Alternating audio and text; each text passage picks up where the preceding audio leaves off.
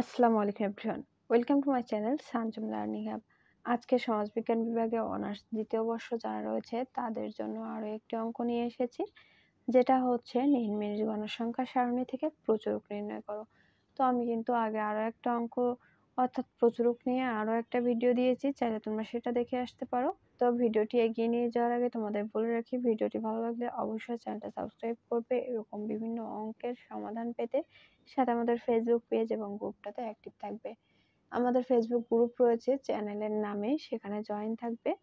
তো সেখানে জয়েন থেকে তোমাদের যদি কোনো প্রশ্ন থাকে তাহলে কিন্তু তোমরা খুব দ্রুত তাড়াতাড়ি করতে পারবে, অর্থাৎ খুব দ্রুত তোমরা সমাধানটা পেয়ে যাবে। নিম্নের গণসংখ্যা সারণী থেকে প্রচুরক নির্ণয় করো। এখানে কিন্তু একটা সারণী দেওয়া রয়েছে, এটা হচ্ছে প্রাপ্ত নাম্বার সিআই আর ছাত্র সংখ্যা এফ। তো এই সারণীটা দেওয়া রয়েছে, এটা কি বিচ্ছিন্ন চলক নাকি অবিচ্ছিন্ন চলক আমরা কিন্তু জানি যে এটা হচ্ছে অবিচ্ছিন্ন চলক। তো অবিচ্ছিন্ন চলক কিভাবে বুঝবো? 30 থেকে 40, 40 থেকে 50, এটা এভাবে রয়েছে। এখন ছাত্র সংখ্যার নিচে এটা হচ্ছে ছাত্র সংখ্যা বা গণসংখ্যা। পরবর্তীতে কাজ আমাদের প্রচুরক নির্ণয় করার জন্য এই টেবিলটাকে আমরা খুব সুন্দরভাবে সাজিয়ে নিব নিচে টেবিল আকারে। তো আমি টেবিল আকারে এখানে সাজিয়ে নিয়েছি। এখন আমাদের এখানে লিখতে হয় যে উপরোক্ত নিবেশনটি একটি নিয়মিত নিবেশন, তাই সর্বাধিক গণসংখ্যা সম্বলিত প্রচুরক শ্রেণী হিসেবে চিহ্নিত হবে। অর্থাৎ গণসংখ্যা বা ছাত্র সংখ্যা যেটাই থাকুক না কেন, সর্বোচ্চ শ্রেণীর সংখ্যা, সর্বোচ্চ গণসংখ্যা বা ছাত্র সংখ্যা যেটাই থাকবে সেটাই হবে আমাদের প্রচুরক শ্রেণী। তো অতএব আমাদের প্রচুরক শ্রেণী কোনটা? এই যে 18, সর্বোচ্চ এখানে 18 রয়েছে। 18 থেকে সরাসরি আমরা প্রাপ্ত নাম্বার বা তথ্য নাম্বারে চলে যাব, সেখানে হচ্ছে 50 থেকে 60। এখন আমাদের অতএব প্রচুরক শ্রেণী,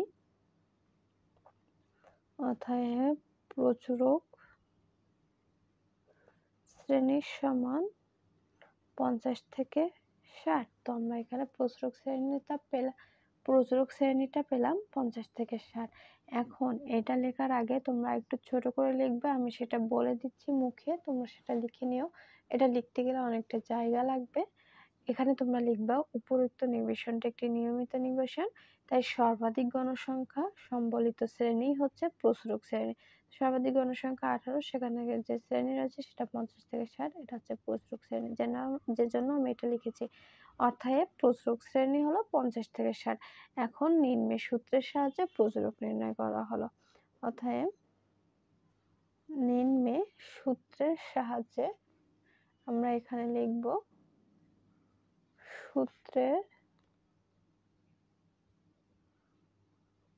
সাহায্যে প্রচুরক নির্ণয় করো। তো প্রচুরক নির্ণয় করা হলো। তো আমরা প্রচুরক নির্ণয়ের সূত্রটা কি জানি? তার আগে আমি আরেকটু বলে রাখি, আমাদের যে ছাত্র সংখ্যা বা গণসংখ্যা বের রয়েছে এটা কিন্তু n বোঝায়, তো এটা আমাদের যোগ করে নিতে হবে। 6 আর 2 8, 8 আর 18 আমাদের কত আসছে? 26, আর 10 36, 36 আর 8 44, আর 2 46। তো আমাদের টোটাল গণসংখ্যা বা ছাত্র সংখ্যা বের হয়েছে 46। এখন আমাদের যে প্রচুরক নির্ণয়ের সূত্র জানি সেটা লিখতে হবে, অর্থাৎ প্রচুরক সূত্র। প্রচুরক নির্ণয়ের সূত্র, প্রচুরক তো আমরা এম ও দ্বারা বোঝাই, এম ও দ্বারা আমরা প্রচুরক বোঝাই।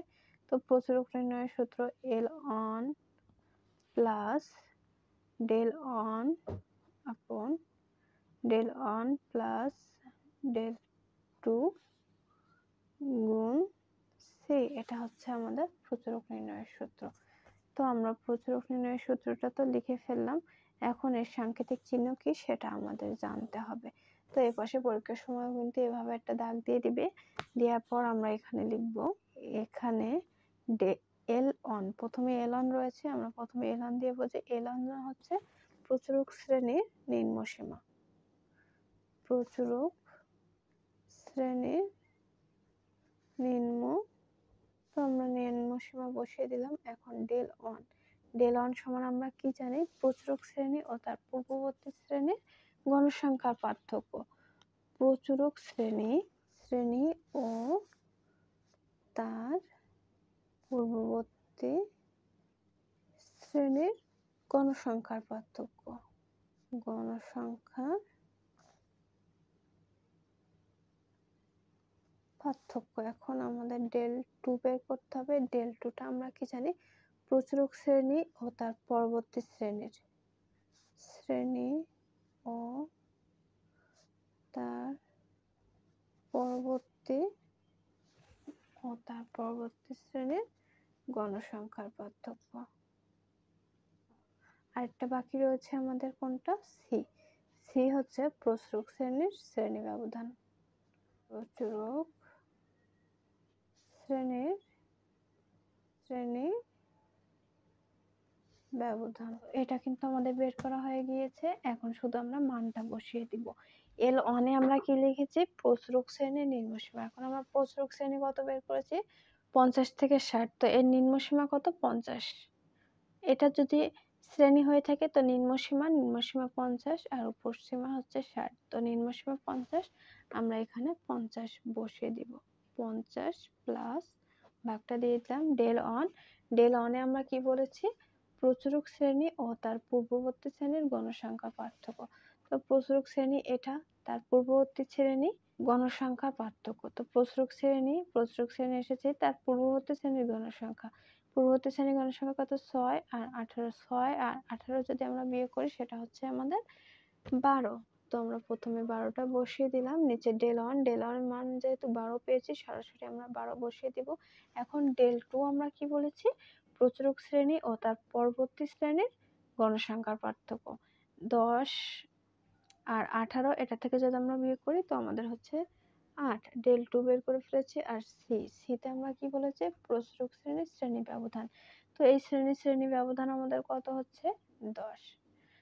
50 থেকে 60, শ্রেণী ব্যবধান 10। তো এটা বসিয়ে দিলাম। এখন আমাদের এই অঙ্কটা সুন্দরভাবে ক্যালকুলেট করে বের করে ফেলতে হবে। তো প্রথমে আমরা 50 যোগ 12 আর 10 আমরা গুণ করব, আমাদের কত হচ্ছে 120। নিচে হবে আমাদের হচ্ছে 20। তো 50 প্লাস 20 থেকে যদি আমরা 120 ভাগ করি তো আমাদের এখানে হচ্ছে 6। তো 50 আর 6 যদি আমরা যোগ করি কত আসছে, 56। এখন অর্থাৎ নির্ণেয় প্রচুরক সমান কত, 56। এটাই কিন্তু আমাদের অ্যান্সার। তো এটাই কিন্তু আমাদের অ্যান্সার। প্রচুরক নির্ণয় করা কিন্তু খুব কঠিন না। অঙ্কগুলো মাথায় যদি তোমরা ধরতে পারো তাহলে কিন্তু খুব কম সময়ের মধ্যে পরীক্ষায় তোমরা অঙ্কগুলো শেষ করে ফেলতে পারবে। তো ভিডিওটি ভালো লাগলে অবশ্যই চ্যানেলটা সাবস্ক্রাইব করতে ভুলো না। আর পরবর্তীতে সব অঙ্কের সমাধান এবং অন্যান্য বিষয়ের অঙ্কের সমাধান এবং সাজেশন পেতে হলে চ্যানেলটা অবশ্যই সাবস্ক্রাইব করে রাখবে। এবং আমাদের ফেসবুক পেজ এবং গ্রুপ রয়েছে, সেখানে তোমরা জয়েন থাকবে। আমি তো বুঝিয়ে দিয়েছি, এরপরেও যদি তোমাদের কোনো প্রশ্ন থাকে তো আমাদের গ্রুপগুলোতে জয়েন থেকে সেখানে তোমরা সরাসরি প্রশ্ন করতে পারো।